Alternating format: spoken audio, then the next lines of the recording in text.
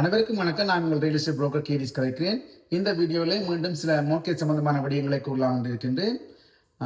கடந்த வாரம் நான் ஒரு மோர்கேஜ் ஃபைலை செய்து முடித்திருந்தேன். அந்த ஃபைலை செய்யும் பொழுது வழமை போல் ஒரு சேலஞ்சான ஃபைலாகத்தான் இந்த ஃபைலும் இருந்தது.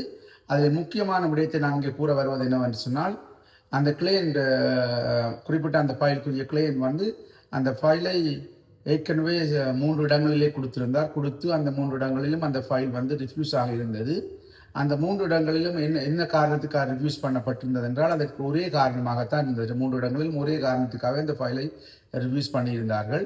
அதாவது அந்த மீண்டும் நீங்கள் ஒரே ரீசனுக்காக ஒரு இடத்தில் அந்த ஃபைலை கொடுத்ததை ரிஃப்யூஸ் பண்ணுறாங்க என்றால், நீங்கள் அதில் மிகவும் அவதானமாக இருக்க வேண்டும். ஏன் உங்கள் ஃபைல் ரிஃப்யூஸ் பண்ணப்படுகின்றது, அதை எவ்வாறு அதை கரெக்ட் பண்ணலாம் என்றதை யோசிக்க வேண்டும்.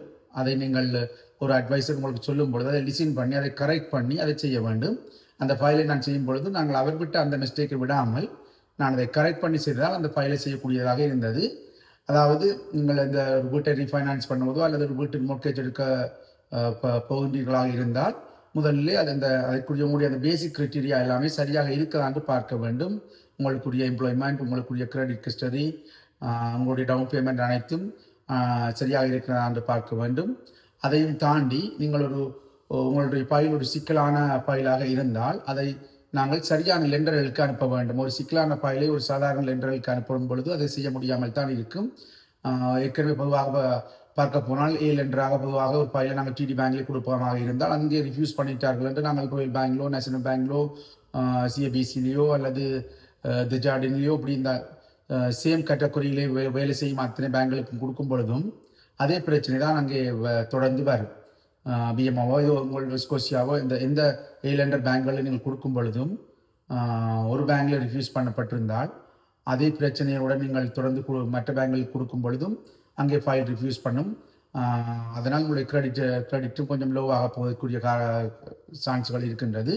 அதனால் நீங்கள் ஒரு பேங்க் ரிஃப்யூஸ் பண்ணிட்டு நீங்கள் இந்த பேங்க் சரியில்லை அந்த பேங்க் என்றால் எல்லோருடைய சிஸ்டம் ஆல்மோஸ்ட் ஒரே மாதிரி தான் அவர்களுடைய அந்த ஒர்க் பண்ணும் விதமும் இருக்கும். நாங்கள் அப்படி இல்லாமல் அந்த ஃபைலை நாங்கள் வேறொரு விதமான வங்கிக்கு கொடுக்க வேண்டும். அல்லது அந்த ஃபைலை நாங்கள் வேறொரு என்ன பிரச்சனை என்று ஆராய்ந்து அந்த ஃபைலில் உள்ள அந்த பிரச்சனையை ஃபிக்ஸ் பண்ணித்தான் நாங்கள் கொடுக்க வேண்டும். ஃபிக்ஸ் பண்ணாமல் நாங்கள் விளக்கம் இல்லாமல் தொடர்ந்து அதை செய்வமாக இருந்தால் நீங்கள் ஆரிடம் செல்லும் பொழுதும் அந்த ஃபைலை செய்பவர்களுக்கு அது மிகவும் கடினமாகவே இருக்கும். நான் இதை பல தடவை கூறியிருக்கின்றேன். அதாவது நீங்கள் ஒரு அவசரப்படாமல் ஒரு ஃபைலை மோர்கேஜ் செய்ய உண்மன்றாக இருந்தால் நீங்கள் அதற்குரிய அட்வைசரை அணுகி அதற்குரிய அவர் சொல்லும் அந்த விஷயங்களை கேட்டு செய்ய வேண்டும். அவ்வாறு நீங்கள் இல்லை உடனே செய்ய வேண்டும் என்று இல்லாமல் அந்த பிரச்சனையை எவ்வாறு ஃபிக்ஸ் பண்ணி அதை எவ்வாறு சரியான முறையில் செய்ய வேண்டும் என்பதை நீங்கள் ஆராய்ந்து செய்வதால் உங்களுடைய அந்த ஃபைலை செய்யக்கூடியதாக இருக்கும். நான் இந்த ஏற்கனவே கூறியது போல் இந்த கடந்த வாரம் நான் செய்து முடித்த ஃபைல் 3 இடங்களிலே ரிவ்யூஸ் பண்ணப்பட்டிருந்தது. அதை நானும் அதே மாதிரி செய்திருந்தால் நிச்சயமாக அது ரிவ்யூஸ் பண்ணப்பட்டிருக்கும். ஆனால் அதை செய்யக்கூடிய ஃபைல் தான். ஆனால் அதை அந்த என்ன பிரச்சனை என்பதை ஆராய்ந்து அதை ஃபிக்ஸ் பண்ண போட்டுத்தான் நாங்கள் செய்ய வேண்டும். நீங்கள் ஒரு வீட்டில் ஒரு கடனில் இருக்கின்றீர்கள் அல்லது உங்களுடைய கிரெடிட் கார்டுகள், கிரெடிட் லைன்கள் அது அதிகமாக இருக்கின்றது, உங்களுடைய மந்த்லி கோஸ்ட் மிகவும் அதிகமாக இருக்கும் பட்சத்தில் நீங்கள் ஒரு வீட்டை ரீஃபைனான்ஸ் பண்ணி அந்த டெப்டை கட்டுவதால் நீங்கள் மாதாந்தம் பெரிய கடன் சுமையிலிருந்து விடுபடக்கூடியதாக இருக்கும். நான் அடிக்கடி கூறுவேன், ரீஃபைனான்ஸ் பண்ணுங்கள், இந்த கடனை கட்டுங்கள் என்றெல்லாம். ஆனால் இதை கூறுவது இந்த ரீஃபைனான்ஸ் பண்ணுவதை நாங்கள் மோட்டிவேட் பண்ணுவதற்காக அல்ல, உங்களுடைய இந்த பிரச்சனையில் இருப்பவர்களுக்கு மட்டும். அதாவது உங்களுக்கு ஒரு கடன் பிரச்சனையோ அல்லது ஒரு வீடு வேண்டுவதற்கு ரீஃபைனான்ஸ் பண்ண வேண்டுமோ அப்படியாக தேவையில் இல்லாத பட்சத்தில் நீங்கள் ஒரு ரீஃபைனான்ஸ் செய்ய தேவையில்லை.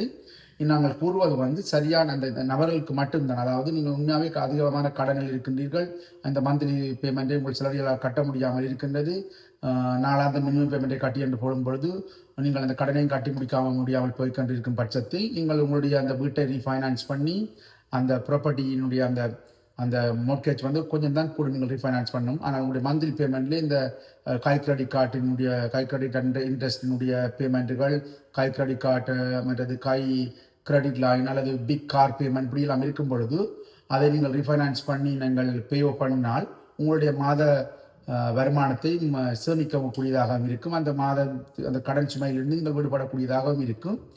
இதற்காகத்தான் இந்த ரீஃபைனான்ஸ் பண்ணுங்கள் என்று நான் கூறுவேன். வீடு வாங்க அல்லது இன்னொரு ப்ராப்பர்ட்டி நீங்கள் இன்வெஸ்ட் பண்ண வேண்டும் இருந்தாலும் அதற்கு நீங்கள் ரீஃபைனான்ஸ் பண்ணி அந்த ப்ராப்பர்ட்டிக்கு போடுவதும் அது ஒரு சரியான முறை தான். நான் அடிக்கடி இந்த வீடியோக்களில் கூறுவது ரீஃபைனான்ஸ் பண்ணுவது திருப்பி நான் கூறுகின்றேன். உங்களை மோட்டிவேட் பண்ணி ரீஃபைனான்ஸ் பண்ணி உங்களுடைய வீட்டு கடனை அதிகரிப்பதற்காக அல்ல. உங்களுக்கு இருக்கும் அந்த பர்சனல் டெப்டை குறைத்து உங்களுடைய அந்த மந்த்லி வருமானத்திலே நீங்கள் ஒரு சிறப்பான வாழ்க்கையை வாழ்வதற்காகத்தான் நான் இதை கூறுகின்றேன்.